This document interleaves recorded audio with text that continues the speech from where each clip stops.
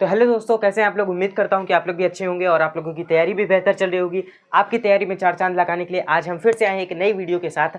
आज के इस वीडियो में हम जो कि फिजिक्स का प्रैक्टिकल आप लोगों को होने वाले होंगे, यानी कि स्कूलों में प्रैक्टिकल होने वाले होंगे क्लास 12th के, तो जिसमें से फिजिक्स के प्रैक्टिकल का वाइवा, यानी कि फिजिक्स के प्रैक्टिकल में जो भी वाइवा में प्रश्न पूछे जाने वाले हैं। ठीक है, जो भी प्रश्न पूछे जाते हैं, सबसे ज़्यादा जो इम्पोर्टेंट प्रश्न होते हैं, मैंने टॉप 10 प्रश्न छांट करके लिख करके रखे हैं और आज उन्हीं के आंसर मैं आपको बताने वाला हूं। ठीक है, तो वीडियो के एंड तक बने रहेगा। बहुत ही शानदार और बहुत ही इन्फॉर्मेटिव वीडियो होने वाला है। क्योंकि ये जो प्रश्न हैं ये पिछले मतलब कि वर्षों में पूछे जाने वाले प्रश्न हैं और ये सबसे ज़्यादा पूछे जाते हैं वाइवा में, क्योंकि इन प्रश्नों में जान होती है, इसलिए इन प्रश्नों को पूछा भी जाता है और काफ़ी मतलब कि अच्छे प्रश्न हैं। तो इसलिए मैंने इन सभी प्रश्नों को लिख करके रखा है और इन्हीं प्रश्नों के आंसर मैं आज आप लोगों को देने वाला हूं और ये जो प्रश्न है काफ़ी इंपॉर्टेंट भी है। चलिए स्टार्ट करते हैं। तो फिजिक्स के वाइवा में जो कि प्रश्न पूछे जाएंगे आपके, एक मिनट, हाँ चलिए स्टार्ट करते हैं। ठीक, तो सबसे पहली जो चीज़, ट्रांसफार्मर क्या है। ट्रांसफार्मर क्या है, आप लोगों ने भैया बड़े बड़े शहरों और बड़े बड़े कस्बों गाँवों में हर जगह देखा होगा कि ट्रांसफार्मर रखा होता है। ठीक है, ट्रांसफार्मर तो आप लोगों ने देखा होगा, लेकिन ट्रांसफार्मर का जो मतलब आप लोगों ने फिजिकली देखा होगा ट्रांसफार्मर, उसका जो चित्र है, यानी कि उस कैसा ट्रांसफार्मर होता है, तो वो कुछ अलग टाइप का होता है। ठीक है, दिखने में, बाहर से दिखने में डिज़ाइन मतलब उसकी अलग होती है, बनावट उसकी थोड़ा सा अलग होती है। ठीक है, लेकिन जब हम लोग चार्ट पेपर में बनाते हैं या कॉपी में बनाते हैं तो हम लोग जो डायग्राम भी बनाते हैं वो वैसा नहीं बनाते हैं। ठीक है, कि भैया बाहर से ढांचा जो दिख रहा है वो बना दिया, नहीं, हमें जो बनाना पड़ता है वो ये बनाना पड़ता है। मैं आपको यहाँ पर एक छोटा सा ड्रॉ करके दिखा भी दे रहा हूँ, क्योंकि बहुत से लोग मिस्टेक करते हैं कि वो लोग ट्रांसफार्मर ही गलत बनाते हैं।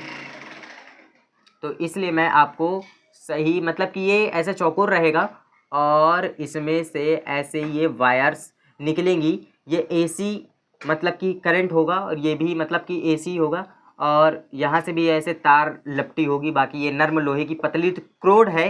ठीक है, ऐसे ही कुछ आपको बनाना पड़ेगा। ठीक है, ये मतलब कि यहाँ से करंट आएगा और यहाँ से जाएगा। ठीक है, जिस तरफ सबसे ज़्यादा भैया क्या संख्या होगी, यानी कि जिस तरफ जब सबसे ज़्यादा तारों की संख्या होगी, यानी कि ज़्यादा लपेटा हुआ होगा, तो उस तरफ क्या ज़्यादा वोल्टेज जाएगा या ज़्यादा आएगा। मान लीजिए अगर इधर मान लीजिए कि 200 बार लपेटा गया है, इधर 200 बार लपेटा गया है तार को, ठीक है, और इधर 100 बार लपेटा गया है, तो इधर से आएगा ज़्यादा करंट, इधर जाएगा कम करंट। ठीक है, ये कम से ज़्यादा करंट कर रहा है। और मान लीजिए इधर अगर 100 है, इधर 200 लपेट दिया, तो ये कम से ज़्यादा करंट भेज रहा है। ट्रांसफार्मर का काम क्या होता है, सबसे पहले तो हम लोग समझे कि ट्रांसफार्मर होता क्या है। ट्रांसफार्मर होता क्या, इसका काम क्या होता है। ट्रांसफार्मर का काम क्या होता है कि जो भी इलेक्ट्रिक यानी कि जो भी करंट आ रहा है, यानी कि जो भी बिजली आ रही है, उसको मेंटेन रखना। यानी कि उसको मेंटेन रखने का मतलब है कि जो बड़े बड़े सबस्टेशन होते हैं, बड़े बड़े जो पावर प्लांट्स होते हैं, वहाँ से भैया 220 वोल्ट तो आती नहीं है या 12 वोल्ट तो आती नहीं है करंट,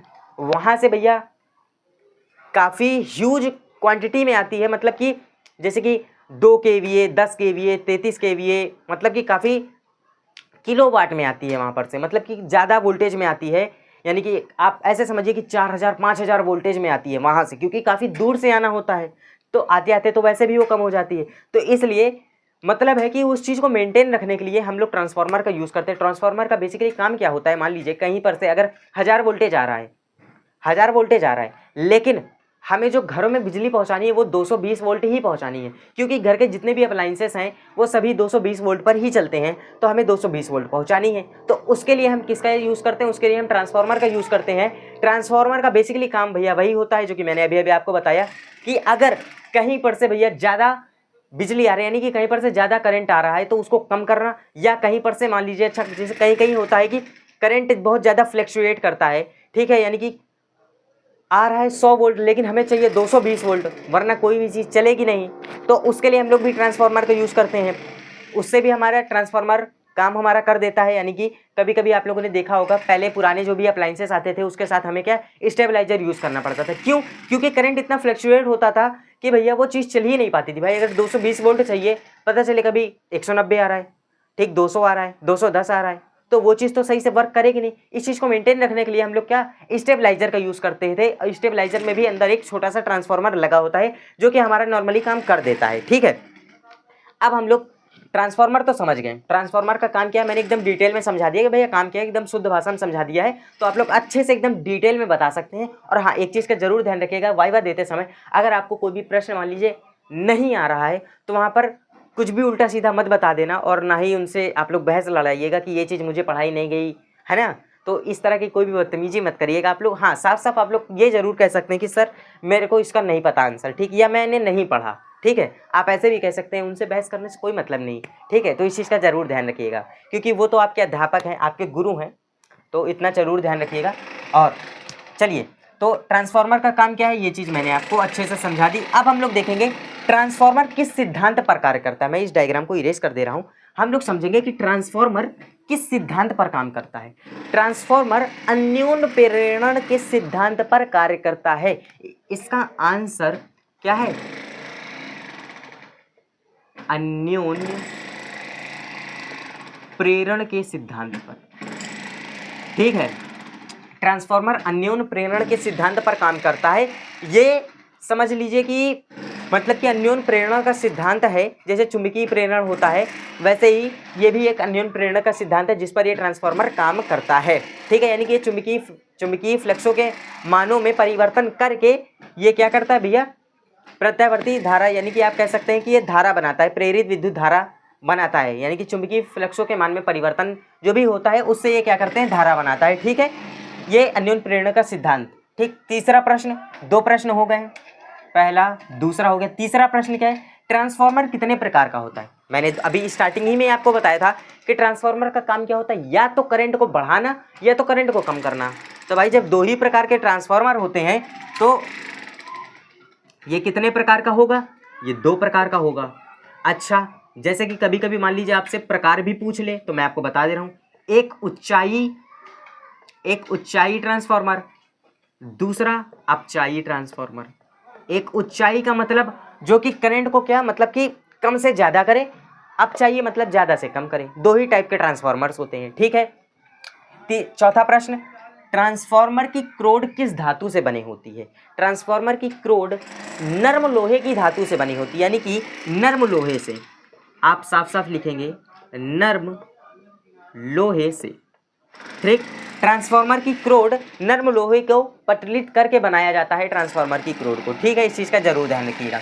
अच्छा, पांचवा प्रश्न, ट्रांसफार्मर किस धारा पर काम करता है? ये भी काफी इंपॉर्टेंट है कि भैया ट्रांसफार्मर किस धारा पर काम करता है। तो मैं आपको बता दूं, ट्रांसफार्मर प्रत्यावर्ती धारा पर कार्य करता है, और ये जो दिश्य धारा होती है यानी कि डायरेक्ट करंट उस पर काम नहीं करता, यानी कि डीसी करंट। ये सिर्फ और सिर्फ किस पर काम करता है?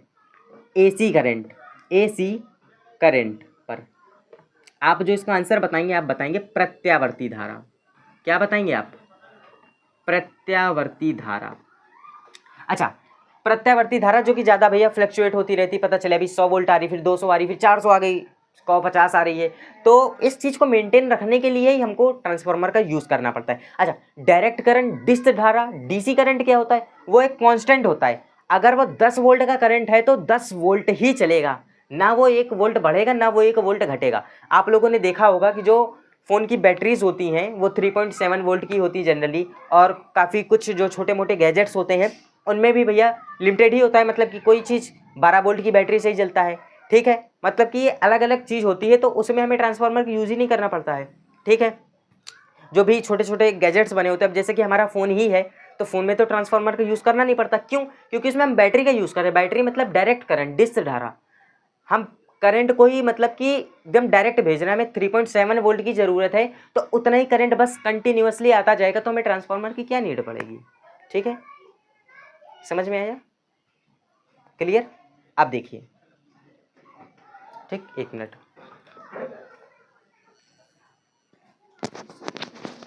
ठीक है, चलिए अब हम देखेंगे ये छठवां प्रश्न। छठवां प्रश्न क्या है?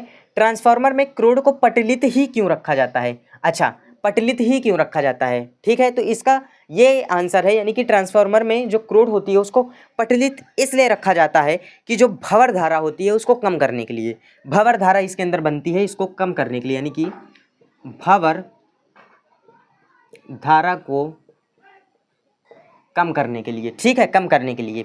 अच्छा, सातवां प्रश्न क्या है? ट्रांसफार्मर में भंवर धारा से क्या हानि होती है। ट्रांसफार्मर से में अगर जैसे आपसे पूछ ले कि भैया एग्जामिनर कि ट्रांसफार्मर में भंवर धारा से क्या हानि होती है, मतलब कि यहाँ पर इसको कम करने के लिए ही तो भैया हम भंवर धारा को कम करने के लिए ही तो भैया हम क्रोड को पतलीट रख रहे हैं। लेकिन क्यों कम कर रहे हैं, रीज़न बताइए इसका। तो इसका ये रीज़न है कि इससे क्या ऊष्मा की हानि होती है, ऊष्मा की हानि होती है, ठीक है, ऊष्मा की हानि होती है। अच्छा, ट्रांसफार्मर में कौन सा तेल डाला जाता है, ये भी आपसे पूछ सकता है। तो ध्यान रखिएगा, ट्रांसफार्मर में क्या खनिज तेल डाला जाता है, क्या खनिज तेल डाला जाता है, जो भी नेफ्थेनिक होता है तेल, ठीक, खनिज तेल डाला जाता है। और ट्रांसफार्मर की दक्षता अगर जैसे आपसे पूछ ले, ये भी काफ़ी इंपॉर्टेंट है। ट्रांसफार्मर की दक्षता पूछ ले कितनी होती है, तो ध्यान रखिएगा ट्रांसफार्मर की दक्षता होती है 80 से 90%। ठीक, लास्ट प्रश्न, ट्रांसफार्मर में तेल क्यों डाला जाता है, ये काफ़ी मोस्ट इंपॉर्टेंट प्रश्न है, इस चीज़ को ध्यान रखिएगा। ट्रांसफार्मर में तेल इसलिए डाला जाता है उसको शीतलक प्रदान करने के लिए, यानी कि ठंडा करने के लिए, क्योंकि ट्रांसफार्मर भी भैया हीट हो जाते हैं। तभी आप लोगों ने देखा होगा कि गर्मियों में सबसे ज़्यादा भैया ट्रांसफार्मर फूकते हैं, इसीलिए क्योंकि लोड ज़्यादा हो जाता है, हीट ज़्यादा हो जाते हैं, इसलिए शीतलक प्रदान करने के लिए। तो ये मैंने कुछ टॉप 10 क्वेश्चंस लिखे थे जिनके आंसर्स मैंने आपको एक बाई एक मतलब कि एक एक करके सभी प्रश्नों के आंसर भी बता दिए हैं। तो ये कुछ थे भैया फिजिक्स के वाइवा में पूछे जाने कुछ प्रश्न। ऐसे ही अगर आप लोग कमेंट करेंगे तो मैं केमिस्ट्री के लिए भी बता दूंगा, और केमिस्ट्री के लिए भी जो भी वाइवा में पूछे जाने वाले प्रश्न हैं उनको भी मैं करवा दूंगा। ठीक है, तो आज की वीडियो में इतना ही, मिलते हैं नेक्स्ट वीडियो में, तब तक के लिए धन्यवाद। और हाँ, अगर आप लोगों ने चैनल को लाइक और सब्सक्राइब नहीं किया तो उसको तुरंत कर लीजिएगा। ठीक है, मिलते हैं नेक्स्ट वीडियो में, तब तक के लिए थैंक यू दोस्तों, बाय बाय। और हाँ, लाइक और सब्सक्राइब करके जरूर जाना। जय हिंद, जय भारत। चलो मम्मी।